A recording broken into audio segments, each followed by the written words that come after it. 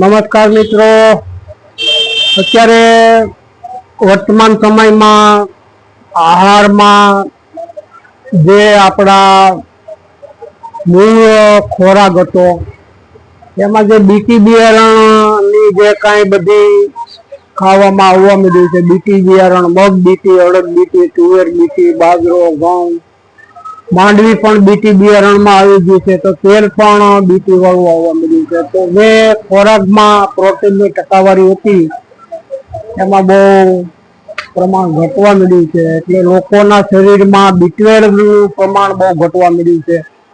બહુ ગંભીર વિષય છે.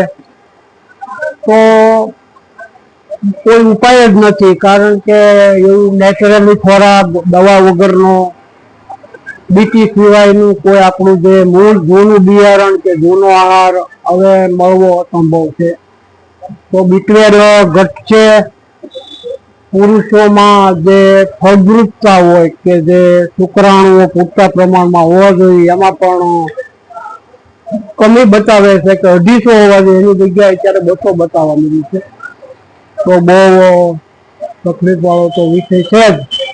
તો એની સામે આપણે શરીરને B12 ઘટતું બંધ કરવું, શરીરમાં શુક્રાણુઓ બનવા, યુવાન છોકરાઓ છોકરીઓ એકદમ યુવાનો હોવા છતાં પણ એના મુખ ઉપર યુવાની નથી દેખાતી, એના મોઢા પર તેજ નથી, દેહની અંદર શૌર્ય હોય, ઉજાસ હોય એવું નથી દેખાતું. મોઢા એકદમ યુવાન છોકરા છોકરીઓના ઝાંખા દેખાય છે. તો આ બધા માણસોને માટે, આ છોકરાઓ માટે, છોકરીઓ માટે, બહેનો માટે, યુવાન માણસો માટે, બધાને માટે છે દવા. તો હું તમને દવા લખાવું છું. એ B12 પણ પૂરું પાડશે. અકાળે વૃદ્ધત્વ તમને દેખાતું છે તો પણ એ નહીં દેખાય. અકાળે વાળ કાળા થવા, આજે 30 વર્ષે ને 35 વર્ષે વાળ ધોળા લોકોના મળ્યા છે થવા, એ પણ થતા અટકી જાય એવો તમને સુંદર યોગ બતાવું છું.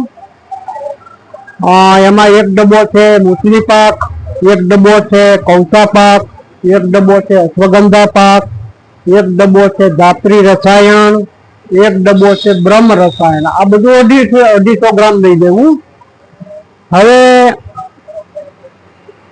એની સામે થોડીક ગોળીઓ લખાવું છું, એ મિક્સ કરી અને હું તમને આગળનો પાઠ બતાવું બધો.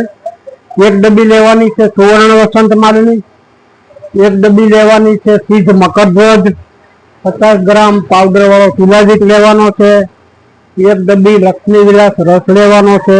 આ બધી ગોળીઓ અને પાવડર મિક્સરમાં નાખીને મિક્સ કરી દેજો.